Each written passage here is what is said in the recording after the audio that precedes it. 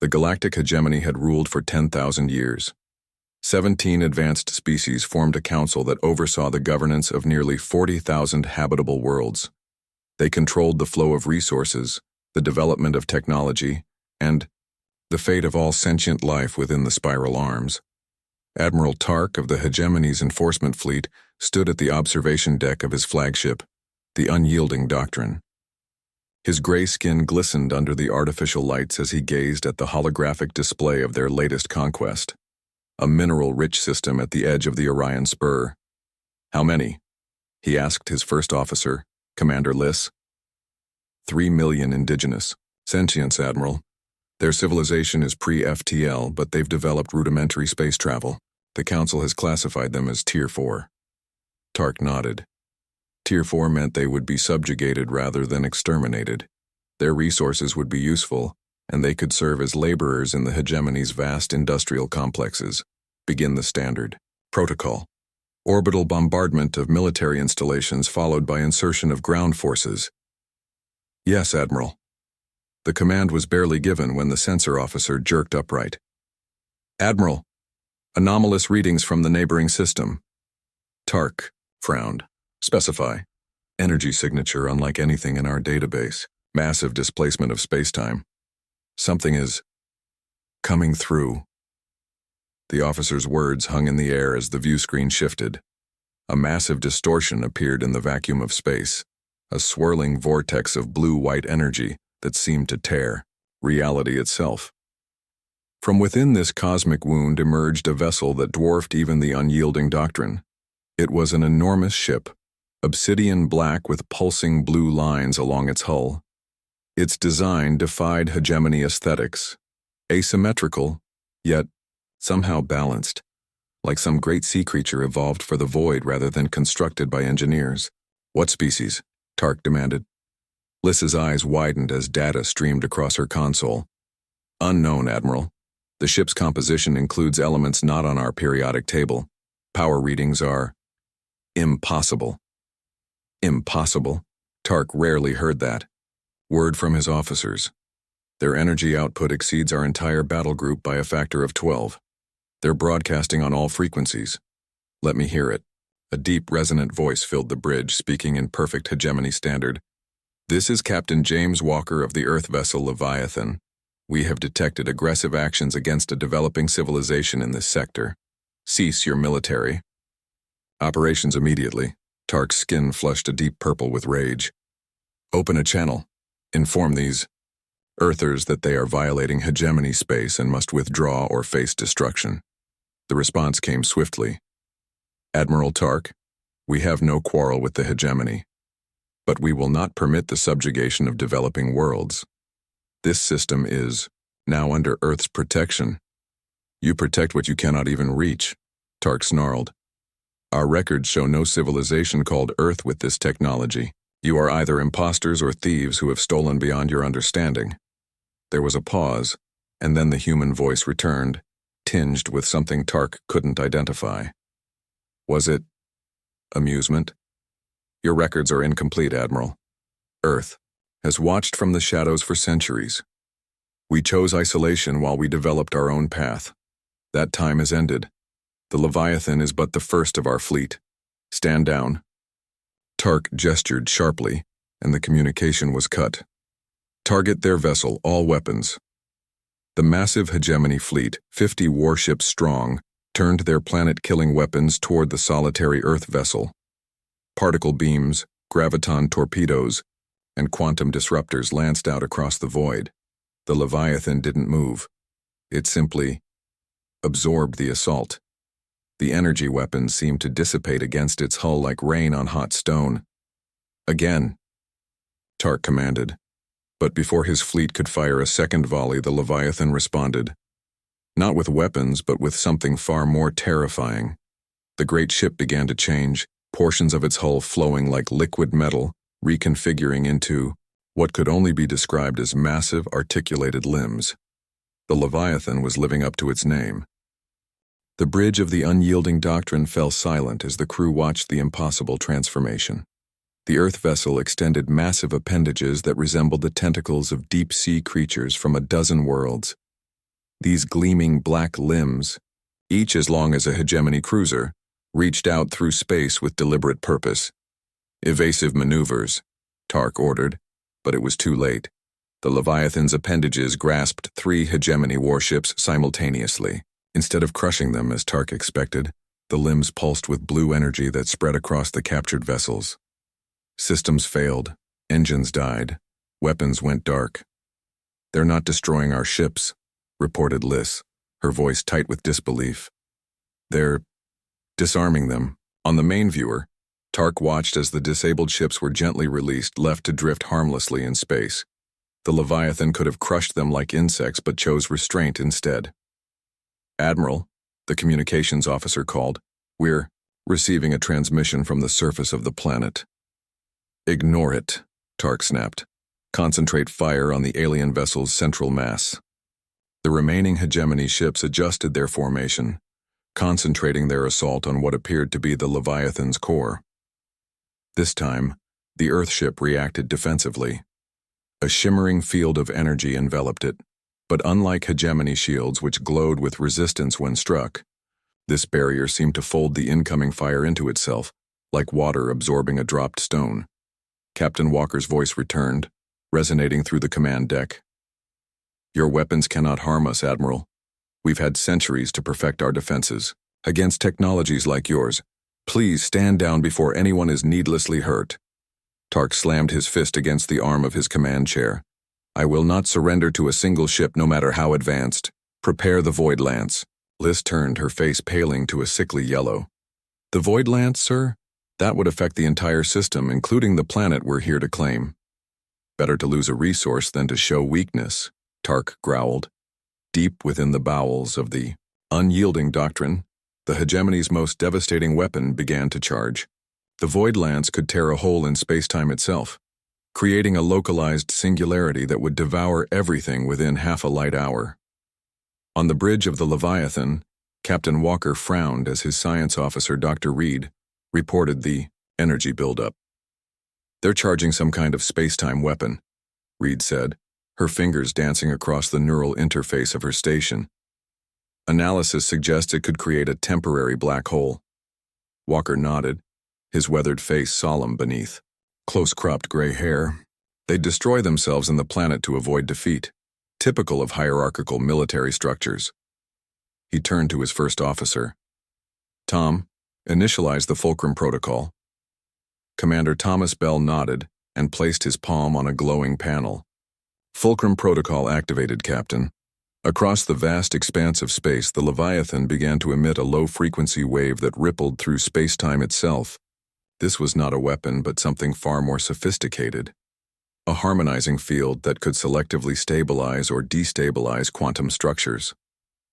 Aboard the unyielding doctrine, alarm klaxons blared as the Void Lance reached critical power levels, then suddenly fell silent. "What's happening?" Tark demanded. "The Void Lance, sir, it's been neutralized," the weapons officer reported, his voice trembling. "The exotic particles are decaying back to their base states. It's as if the laws of physics themselves have been locally rewritten." Before Tark could respond, new alarms sounded. On the tactical display, hundreds of spatial distortions appeared throughout the system. From each emerged another Earth vessel, some as large as the Leviathan, others smaller but no less formidable. In the span of 30 seconds, the hegemony fleet found itself surrounded by over 300 Earth ships. "Admiral," Liz whispered, "we're scanning variants of the same technology across their fleet, but there are differences. These ships aren't identical. They appear to be individually designed." Tark stared at the tactical display, his military mind recognizing the truth that his pride had denied. This was not a lucky encounter with a single advanced ship. This was first contact with a civilization that had surpassed the hegemony in ways he could barely comprehend. His communicator chimed. It was the Hegemony Council demanding an update. For the first time in his 300-year career, Admiral Tark didn't know what to say. The council chamber on Hegemony Prime fell into chaos as Admiral Tark's report was displayed on the massive central hologram. 17 of the galaxy's most powerful beings, each representing species that had dominated space for millennia, stared in disbelief at the images of the Earth fleet. "Impossible," declared Counselor Drav, his crystalline body pulsing with agitation. "No civilization could develop such technology without our knowledge." High Minister Pell, her many eyes blinking in sequence, leaned forward. "Clearly they have. The question is how. And more importantly, what do they want?" The oldest member of the council, the ancient one of the Vex Collective, raised a gnarled appendage. When he spoke, his translator converted his subharmonic vibrations into words. They were watching us, learning from us, while remaining hidden. Silence fell as the implications sank in. The hegemony had always been the watchers, the catalogers, of lesser species, the deciders of which civilizations would rise and which would fall. The idea that they themselves had been observed perhaps for centuries was deeply unsettling. "We must strike immediately," said War Leader Crone, slamming his armored fist on the table. "Gather the Grand Fleet. These humans may have advanced technology, but they cannot stand against our combined might." High Minister Pell shook her head. "Did you not see what their Leviathan did to Admiral Tark's fleet? One ship neutralized 50 of our most advanced warships without destroying a single one. This speaks of technology so far beyond our own that direct confrontation would be suicide." "Then what do you suggest?" Crone growled. "Surrender?" "Negotiation," she replied. "For the first time in 10,000 years, the hegemony must consider diplomacy with equals, or perhaps superiors." Meanwhile, aboard the Leviathan, Captain Walker convened with his senior staff in the ship's central chamber, a circular room with walls that displayed the surrounding space as if it weren't there at all. The effect was both beautiful and practical, allowing them to observe their surroundings from any angle. "The hegemony fleet has withdrawn to their nearest fortress world," reported Commander Bell. "They're maintaining communications silence, but we detect significant encrypted transmissions between their ships and what we believe to be their central government." Walker nodded, his hands clasped behind his back as he gazed at the spectacular view of the nearby nebula. "They're deciding how to respond. Good. That gives us time to establish contact with the indigenous population." Dr. Reed approached with a holographic display of the planet below. "The natives call themselves the Maru. They're humanoid, though with significant physiological differences from Earth humans. Their civilization is roughly equivalent to our early 21st century.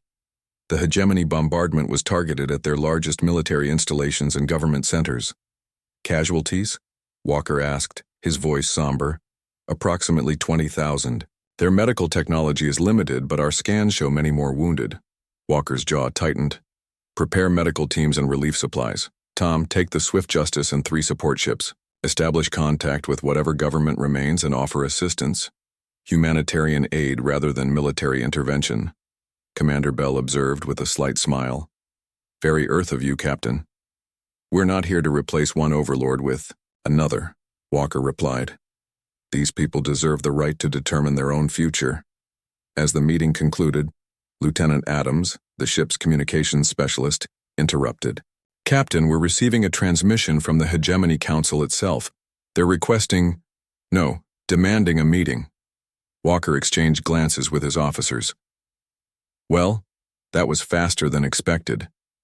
Tell them we accept. We'll meet on neutral ground, the 3rd moon of the system's gas giant. No weapons, no ships except diplomatic shuttles."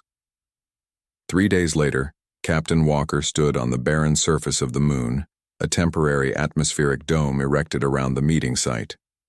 With him were Commander Bell, Dr. Reed, and Earth's special envoy, Ambassador Maria Garcia, who had arrived with the second wave of Earth ships.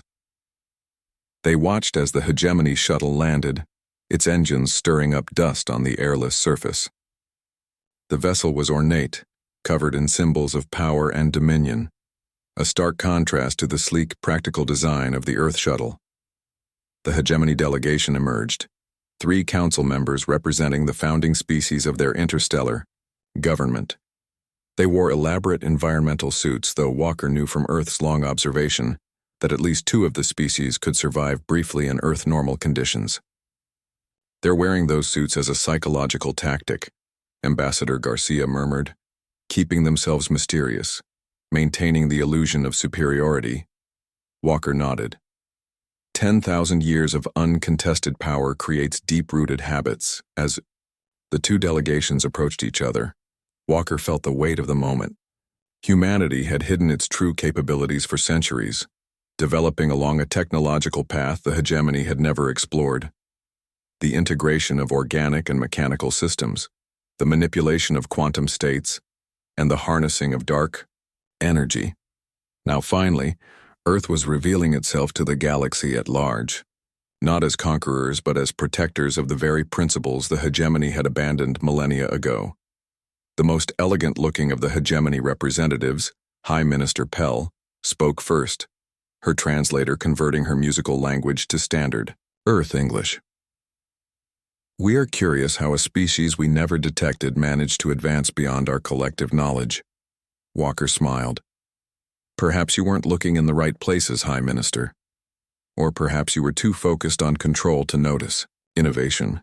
The true first contact between Earth and the galactic hegemony had begun. 6 months passed. Across the galaxy, the news spread like wildfire. A new power had emerged, one that could stand against the hegemony. For thousands of subjugated worlds, it kindled something long forgotten: hope. In the Maru system, the transformation was dramatic. Earth vessels had helped rebuild what the hegemony had destroyed, but more importantly, they'd shared medical technology and clean energy systems without demanding subservience in return. The Maru government had signed a mutual defense treaty with Earth, the first of many such agreements that would reshape galactic politics. On Hegemony Prime, the Council remained divided. Some, like High Minister Pell, advocated for accommodating Earth as a new galactic power. Others, led by war leader Crone, insisted that humanity must be contained before more worlds fell under their influence. "They've made contact with 37 of our subject worlds," Crone reported, his massive form looming over the council table. "Each time they offer the same things: protection, technology, medicine, all without formal integration into their political structure." "And this troubles you?" asked Pell. "They're offering freedom, not conquest." "Freedom is chaos," Crone roared. "These humans don't understand what they're doing. The galaxy needs order, structure, hierarchy, or it will collapse into anarchy and war." The Ancient One, who had remained largely silent during the months of debate, finally spoke. "Perhaps what troubles you most, War Leader, is that these humans have revealed the lie at the heart of our hegemony. We claimed our rule was necessary because no species could advance without our guidance. Earth has proven otherwise." Before Crone could respond, the chamber's security system chimed. "Counselors," announced the automated voice, "an Earth vessel has entered orbit around Hegemony Prime. They request permission to send a diplomatic shuttle." Stunned silence fell across the chamber. No foreign vessel had approached the Hegemony homeworld in 8,000 years. "How did they penetrate our defense grid?" demanded Crone. "They didn't," replied the security system. "They appeared directly in orbit. No approach was detected." Meanwhile, aboard the Earth vessel Harbinger, Captain Lisa Reed watched the Hegemony homeworld with a mixture of awe and caution. Unlike the massive Leviathan, the Harbinger was designed for speed and stealth, utilizing Earth's most advanced phase shift technology to move between folded dimensions. "They're taking their time responding," noted her first officer, Commander Jackson. Reed nodded. "They're probably arguing about whether to welcome us or blow us out of the sky." She turned to her communications officer. "Any change in their defense posture?" "Negative, Captain. Their orbital platforms have targeted us, but weapons remain powered down. Maintain phase shift readiness. If they power up weapons, we jump immediately." The reply finally came. Permission granted for a single shuttle with no more than 4 representatives. Ambassador Garcia led the Earth delegation, with Captain Reed, Dr. Alan Morris, Earth's leading xenobiologist, and Security Chief Tanya Williams accompanying her. Their shuttle descended through the atmosphere of Hegemony Prime, giving them their first direct view of the legendary seat of galactic power. The planet was a testament to 10 millennia of unchallenged dominance. Vast cities stretched across continents, connected by transportation networks that resembled glowing arteries from orbit. Massive structures rose into the upper atmosphere, towers of impossible height and orbital elevators that connected directly to space stations. "Impressive," murmured Dr. Morris, "though I note the distinct lack of natural ecosystems." "The hegemony views nature as inefficient," Garcia replied. "Their worlds are machines designed for maximum productivity and control."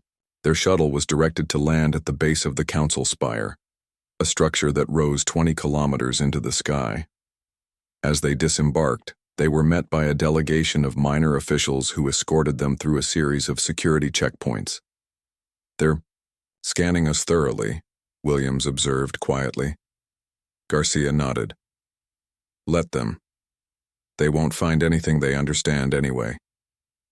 The humans were finally ushered into the council chamber, a vast hemisphere with the 17 council members seated in a semicircle on raised platforms. The architecture was designed to intimidate, to remind visitors of their inferior position.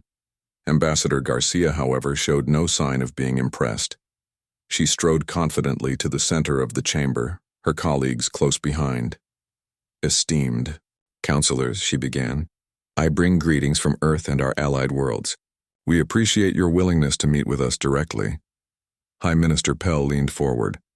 "You have caused considerable disruption in our galaxy, Ambassador. Many of our member worlds speak of nothing but Earth now." "We've only offered choices," Garcia replied. "Something that has been absent in this galaxy for too long." War Leader Crone could contain himself no longer.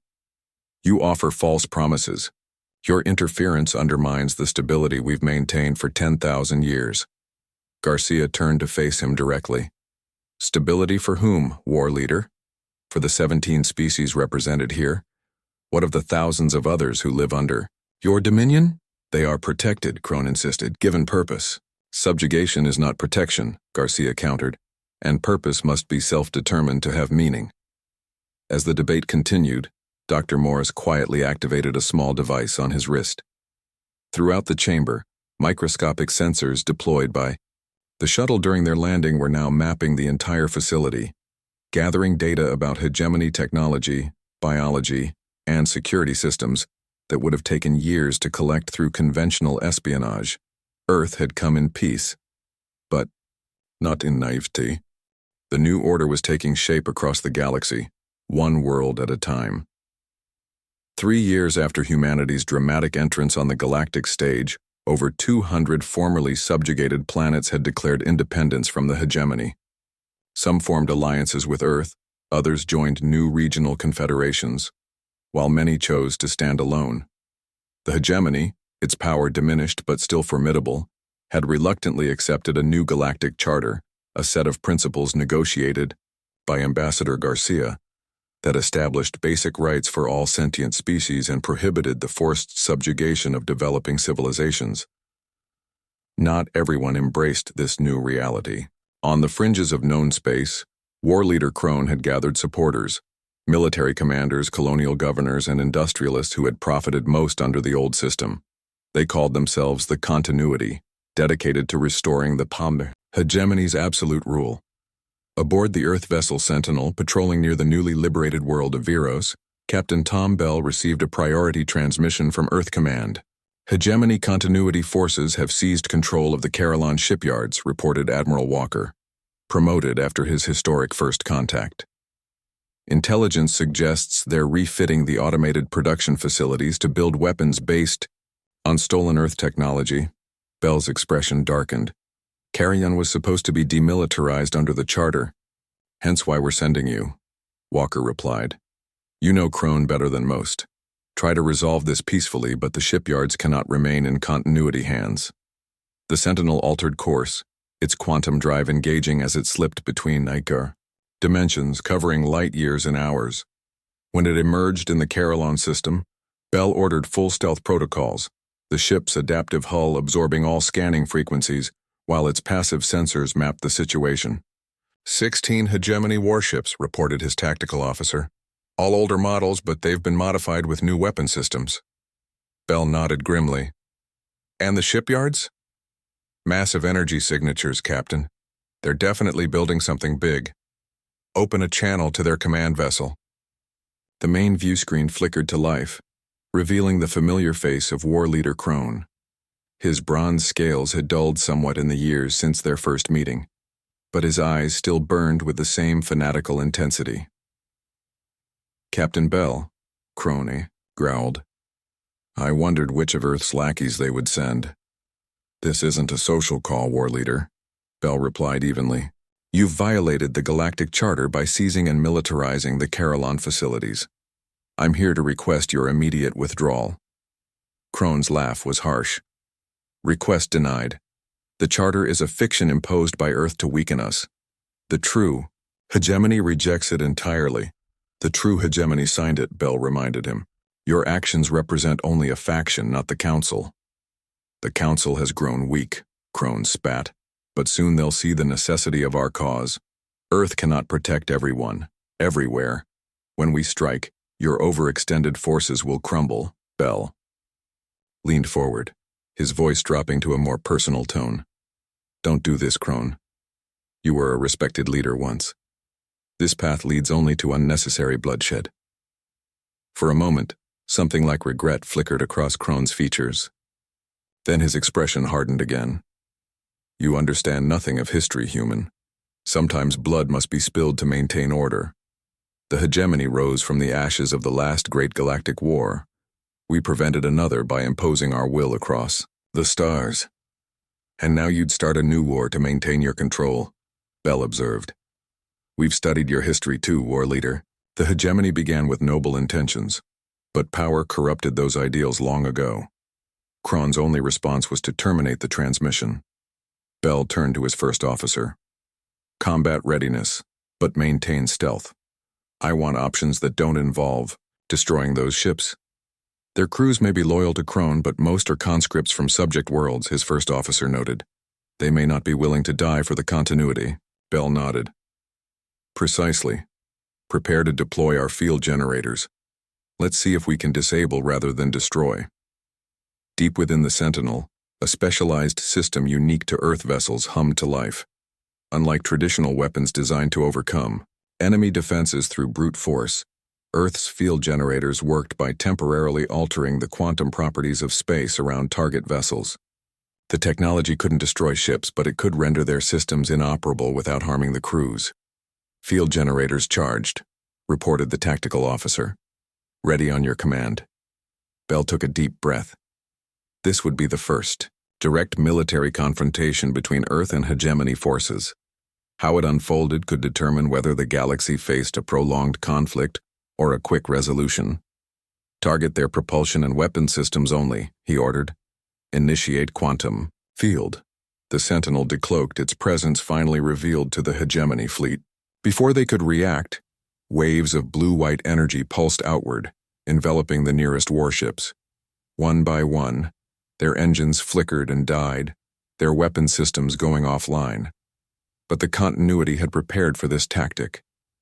4 of their vessels, modified with crude but effective countermeasures, maintained functionality.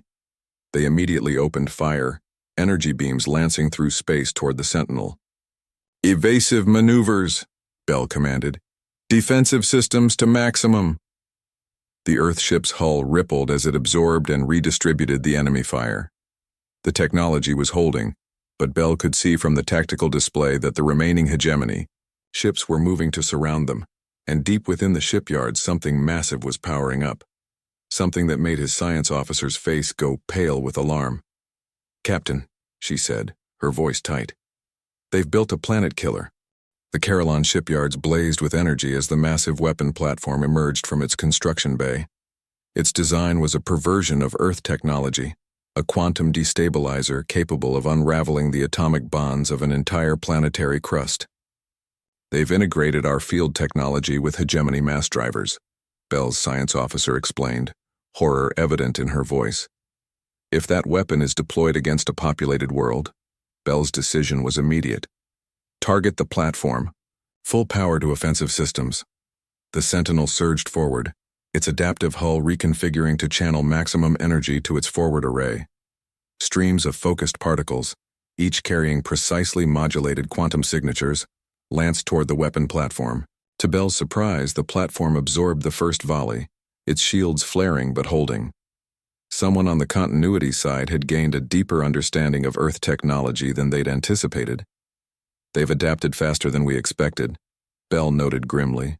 New approach. Target the shipyard's central power distribution hub. Without power, that monstrosity is just an expensive sculpture. As the Sentinel engaged the remaining hegemony vessels, a second Earth ship materialized in the system. The Leviathan itself, now commanded by Captain Lisa Reed after Walker's promotion. Thought you could use some assistance, Reed's voice came through the comm. We've been monitoring the situation. Bell's relief was palpable. Perfect timing. We need to take out that weapon platform before it can deploy. The two Earth vessels coordinated their attack, the Sentinel occupying the hegemony warships while the massive Leviathan approached the shipyards. The legendary vessel extended its articulated appendages, bypassing the facility's outer defenses by simply reaching through gaps in the shield coverage.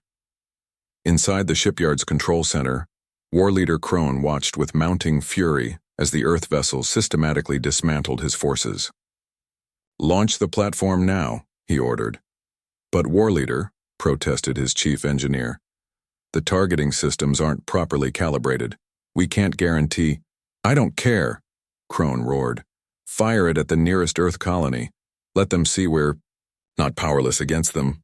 The engineer hesitated, then reluctantly began the launch sequence. The weapon platform detached from its moorings, its massive engines igniting as it moved away from the shipyard. Aboard the Leviathan, Reed immediately detected the platform's activation. They're launching. Tom, we can't let that thing reach jump distance. Understood, Bell replied. We'll handle the warship. Stop that platform at all costs. The Leviathan disengaged from the shipyard, its massive form accelerating with surprising speed toward the fleeing weapon. Reed ordered all power to propulsion, knowing they had only minutes before the platform could activate its jump drive and vanish into hyperspace. Meanwhile, the Sentinel executed a daring maneuver, diving between two hegemony cruisers and disrupting their fire coordination.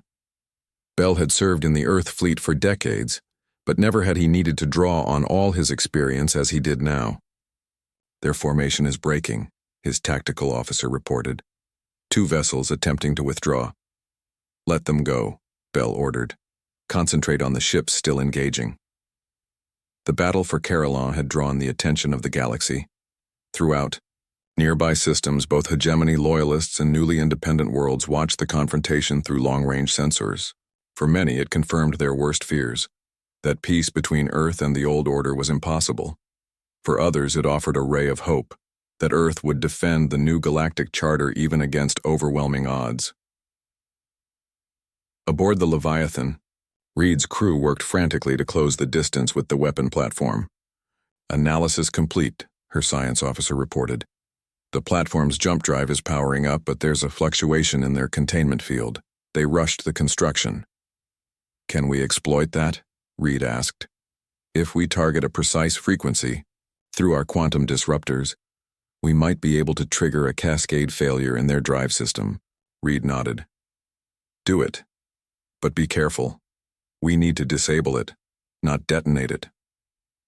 The Leviathan fired a tightly focused beam that struck the platform's engine section. For a moment, nothing seemed to happen. Then, slowly, the platform's acceleration began to falter, its energy signature becoming erratic. Direct hit, reported the tactical officer. Their jump drive is offline and they're losing power to weapon systems. Reed allowed herself a brief smile. Prepare boarding teams. We need to secure that platform intact if possible. At the shipyards, the tide had turned decisively. The remaining hegemony vessels, seeing their superweapon neutralized and their commander's flagship heavily damaged, began to surrender one by one. Bell ordered his crew to accept their surrender with dignity, treating the captured hegemony personnel as prisoners of war rather than criminals. Only Crone's flagship continued to fight, even as its systems failed and its hull breached in multiple sections. War Leader, pleaded his first officer, we must surrender. The battle is lost. Crone stared at the tactical display, watching as His carefully assembled fleet disintegrated before the superior technology and tactics of just 2 Earth vessels. Everything he had built, everything he had believed in, was crumbling. "No," he said quietly. "The hegemony does not surrender. We endure." With that, he activated a personal transport device, technology he had acquired from black market sources that specialized in stolen Earth tech. In a shimmer of energy, he vanished from the bridge, his destination unknown. Moments later, his flagship broadcast a surrender signal. The Battle of Carillon was over. As the Earth vessels secured the shipyards and began processing prisoners, Bell received a priority message from Admiral Walker. "Well done, Captain. The Council has been informed of Krone's actions and has officially denounced the continuity as rogue elements." "And Krone himself?" Bell asked. Walker's expression was grim. "Still at large, but without his fleet or the weapon platform, his ability to threaten galactic peace is significantly reduced." Bell wasn't so sure. In his experience, zealots like Krone rarely abandon their cause regardless of setbacks. "We should increase security across newly independent worlds. He'll try again." "Agreed," Walker said. "But today at least the galaxy has seen that Earth keeps its promises. We said we would protect the right of all species to self-determination, and we have." As the transmission ended, Bell gazed out at the stars. The hegemony had held the galaxy in its grasp for 10,000 years. Now that grip was loosening, system by system, world by world. But the price of freedom, as humans had learned throughout their own history, was eternal vigilance. 5 years after the Battle of Carillon, the Galactic Assembly convened for the first time. Unlike the Hegemony Council, which had represented only 17 species, the Assembly welcomed delegates from over 300 worlds.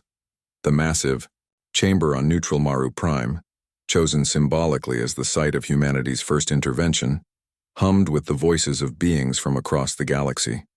Ambassador Garcia, now serving as Earth's representative to the Assembly, stood on the central platform beside representatives from former hegemony worlds, newly independent systems, and even some of the original Council species who had embraced the New Order. "Today marks not an ending but a beginning," she told the gathered delegates. "For too long, this galaxy operated under the assumption that peace required domination. Earth rejects this premise. True peace comes from cooperation, mutual respect, and the recognition that diversity is not a weakness, but our greatest strength." Many delegates applauded, though some, particularly those from former hegemony core worlds, remained stoic. Change came harder to some than others, especially those who had prospered under the old regime. As Garcia concluded her address, the Assembly's first formal vote began. The ratification of the Galactic Charter of Rights, a document that would guarantee fundamental protections to all sentient species, regardless of their technological development or military power. In the observers' gallery, Admiral James Walker watched with quiet pride. The Leviathan, his former command, now served as the flagship of Earth's peacekeeping fleet, a multinational force dedicated to protecting developing worlds from exploitation. Captain Reed had taken it to the far reaches of the galaxy, while Bell and the Sentinel patrolled the former hegemony core systems, where resistance to the New Order remained strongest. "An impressive achievement," said a voice beside him. Walker turned to find High Minister Pell, one of the few Hegemony Council members who had embraced cooperation with Earth from the beginning. "It's only the beginning," Walker replied. "Old habits die hard, especially when they've been reinforced for millennia." Pell's many eyes blinked in her species equivalent of a thoughtful nod.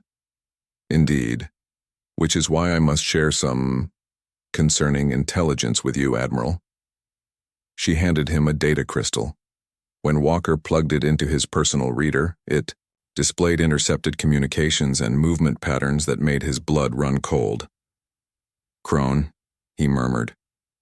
"Yes," Pell confirmed. "After Carillon, we believed he had fled to the outer territories with a handful of loyalists. We were wrong. He's been gathering forces in secret, ships, weapons, followers. Our analysts believe he's preparing for a major strike." Walker's mind raced through the tactical implications. The assembly would make a tempting target. Hundreds of influential leaders in one location. Precisely why I came to you directly, Pell said. The remaining hegemony security forces are still loyal to the Council, but many harbor sympathy for Krone's cause. I cannot be certain which of my people can be trusted. Walker immediately activated his secure communicator. This is Admiral Walker. Priority Alpha alert to all Earth vessels. Converge on Maru Prime immediately. Possible imminent threat to the assembly. Within the assembly chamber, the voting was nearing its conclusion when the facility's sensors detected multiple ships dropping out of hyperspace. The security chief, a veteran of Earth's defense forces named Colonel Grant, immediately activated the emergency protocols. Ambassador Garcia, he said, his voice steady despite the urgency. We have unidentified vessels approaching rapidly. Their signatures match known continuity configurations. Garcia's expression remained composed as she addressed the chamber. Delegates, as a precaution, we're initiating security protocols. Please remain calm and follow the instructions of security personnel. Even as she spoke, the massive defensive shields around the assembly complex engaged, their energy field shimmering briefly visible before fading to transparency. Earth had insisted on these precautions despite objections that they were excessive. In orbit, the first Earth responder was the corvette Swift Justice, commanded by Captain Rodriguez. Though small compared to vessels like the Leviathan, the corvette carried Earth's latest defensive systems. Incoming vessels, this is Earth Fleet Corvette Swift Justice, Rodriguez broadcast. You are approaching a protected diplomatic zone. Reduce speed and identify yourselves immediately. The response came not as words, but as weapons fire. The lead continuity vessel, a heavily modified hegemony cruiser, launched a barrage of energy torpedoes. Rodriguez reacted instantly. Evasive maneuvers, defensive systems at maximum. The Swift Justice twisted through space with impossible agility, its AI-assisted navigation systems calculating optimal trajectories faster than any organic pilot could. It avoided most of the barrage, while its defensive field absorbed the few hits that connected. Return fire, Rodriguez ordered. Target their weapon systems only. The corvette's quantum disruptors fired, striking the continuity vessel with precision. But to Rodriguez's surprise, the enemy ship seemed unaffected. They've adapted their shields, his tactical officer reported. Our standard disruptor frequencies aren't penetrating. Rodriguez gritted her teeth. Switch to variable frequency. Don't give them time to adapt. As the Swift Justice engaged, the lead vessel, more continuity ships appeared, 15 in total, all heading directly for the assembly complex on the planet below. In the assembly chamber, Garcia received the update from Orbital Defense. 15 hostile vessels, she informed the gathered delegates. Earth forces are engaging, but some may breach orbital defenses. A murmur of fear rippled through the chamber. Many delegates had never experienced direct conflict, having lived their entire lives under hegemony protection, however oppressive it might have been. Garcia raised her hand for silence. This facility was designed to withstand orbital bombardment. We are safe here. Moreover, Earth's response fleet is already en route. This desperate attack will fail. On one of the continuity vessels, war leader Krone stood on the bridge, his once proud uniform now modified with symbols of his new faction. The years in hiding had not been kind to him. His scales were dulled, and one eye had been replaced with a cybernetic implant after an assassination attempt by hegemony loyalists. The corvette is engaging our lead ship, his tactical officer reported. Their weapons are more effective than anticipated. As expected, Krone replied calmly. Continue on course. The corvette is merely a distraction. He turned to a shrouded figure standing in the shadows of the bridge, a being of a species unknown to most of the galaxy, with pale, almost translucent skin and eyes that seemed to absorb light rather than reflect it. Your technology functions as promised? Krone asked. The figure nodded. The phase shifters will bypass their shields. Our payment? As agreed. Exclusive mining rights to the Tannhauser system once the old order is restored. The shadowy figure made a gesture that might have been agreement. Crone had found these beings, calling themselves the Void Dwellers, in the uncharted regions beyond hegemony space. Their technology was different from both Earth's and the hegemonies, following principles that seemed to defy conventional physics. They cared nothing for galactic politics, only for resources, specifically certain rare elements found in dying stars. It was an alliance of convenience, but one that might change the course of galactic history. As the continuity fleet approached Maru Prime, 3 of their vessels suddenly vanished from sensors. Using technology provided by the Void Dwellers, they had shifted partially out of normal space, becoming invisible to conventional detection and capable of passing through energy shields as if they weren't there. On the planet's surface, the EER first indication of their arrival was when proximity alarms blared throughout the assembly complex. 3 continuity vessels had rematerialized directly above the facility, bypassing all orbital defenses. Impossible, breathed Colonel Grant. No technology should be able to do that. Garcia's mind worked rapidly. Evacuate the delegates to the secure bunkers, she ordered. Priority protection for representatives of developing worlds.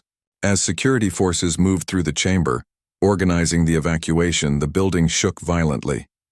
The continuity forces had begun their assault, landing troops on the complex's roof and attempting to breach the upper levels.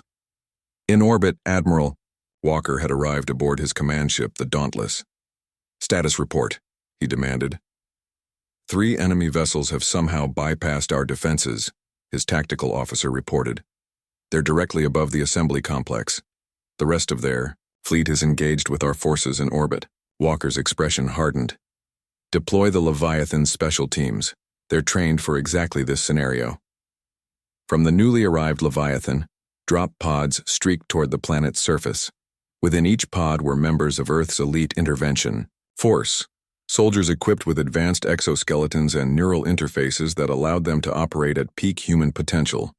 As the pods crashed through the assembly complex's roof, they deployed precisely where the continuity forces were attempting to breach. The resulting battle was brief but intense, with the Earth forces quickly gaining the upper hand against the surprised attackers. Meanwhile, in a secure chamber deep beneath the assembly, Garcia ushered the most vulnerable delegates into reinforced shelters. As the last group entered, she noticed a shimmer in the air, a distortion that seemed to bend light itself. Her security training kicked in immediately.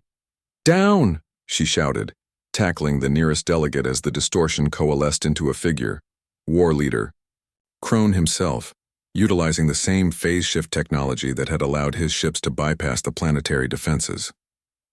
"Ambassador Garcia," Crone growled, a disruptor pistol aimed at her head. "How fitting that you should be here to witness the restoration of proper order." Garcia remained calm, even with the weapon pointed at her. "This attack is futile, Crone. Even if you kill me, kill every delegate here, you cannot stop what we've started." "Perhaps," Crone admitted. "But symbols matter. The destruction of this assembly will show the galaxy that your new order is as fragile as it is misguided." He raised his weapon, but before he could fire, the air behind him shimmered again. This time, the distortion revealed Admiral Walker, who had used the Void Dweller's own technology against them. "It's over, War Leader," Walker said, his own weapon trained on Crone. "Your fleet is surrounded. Your ground forces are captured or eliminated. Surrender now and we can avoid further bloodshed." Crone turned slowly, his cybernetic eye whirring as it focused on Walker. "Admiral," he said, his voice suddenly tired. "You still don't understand, do you? This was never about victory or defeat, it was about demonstrating the truth." "What truth?" Walker asked, keeping his weapon steady. "That your peaceful galaxy is a delusion," Crone replied. "That underneath your high-minded principles and talk of cooperation lies the same brutal reality that has always governed the stars. The strong impose their will upon the weak. You've simply replaced our dominance with your own." Walker shook his head. "You're wrong. We've offered protection without demanding subservience. We've shared technology without requiring allegiance. We've given worlds a choice. A choice. They make in the shadow of your Leviathans, Crone countered. How free is that choice, really? Before Walker could respond, Garcia spoke up.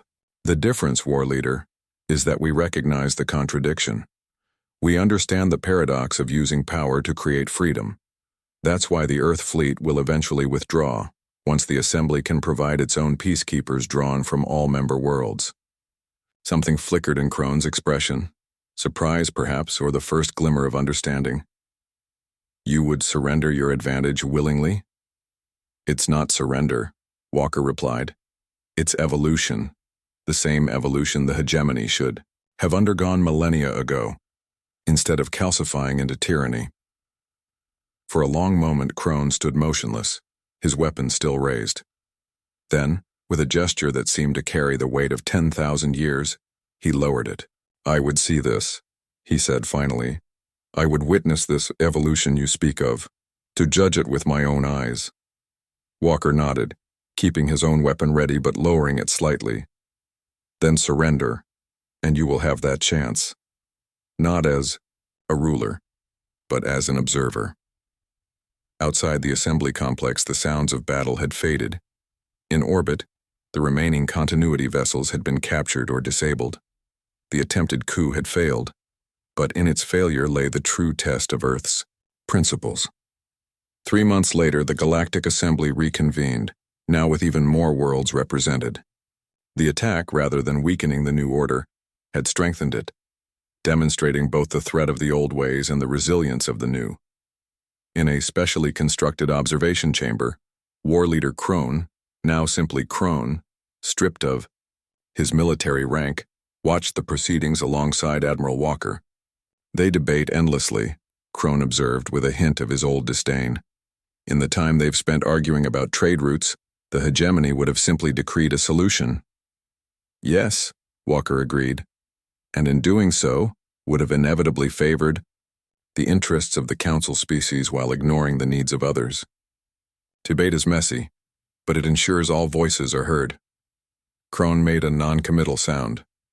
And the system of yours, this democracy on a galactic scale, you truly believe it can last? Walker smiled slightly. Nothing lasts forever, Crone.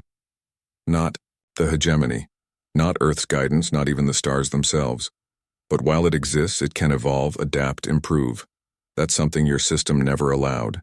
As they watched, the Assembly voted to approve the formation of a multi-species peacekeeping force, the first step toward reducing Earth's military presence in many systems. Representatives from former hegemony worlds would serve alongside those, from newly independent planets and even developing civilizations that had only recently achieved spaceflight. In the grand scheme of galactic history, Earth's Leviathan had emerged not as a conqueror but as a catalyst, challenging the old order not to replace it with dominance of their own, but to birth something new, a galaxy of equals, united not by force but by choice. It was an experiment without precedent, opposed by those who clung to the past and viewed power only as something to be hoarded and wielded over others. Its success was not guaranteed. But as Walker observed the diverse beings below working together despite their differences, some species that had been mortal enemies under the hegemony now collaborating on shared goals, he felt a profound optimism. The galaxy had been held in the grasp of the mighty for too long. Earth's Leviathan had loosened that grip not to seize power for itself, but to return it to the many hands from which it had been taken. And in that redistribution of power lay the true meaning of humanity's contribution to galactic civilization. Not superior technology or military might, but the simple revolutionary idea that freedom and cooperation could build something stronger than tyranny ever could. The stars themselves seemed to burn brighter with possibility.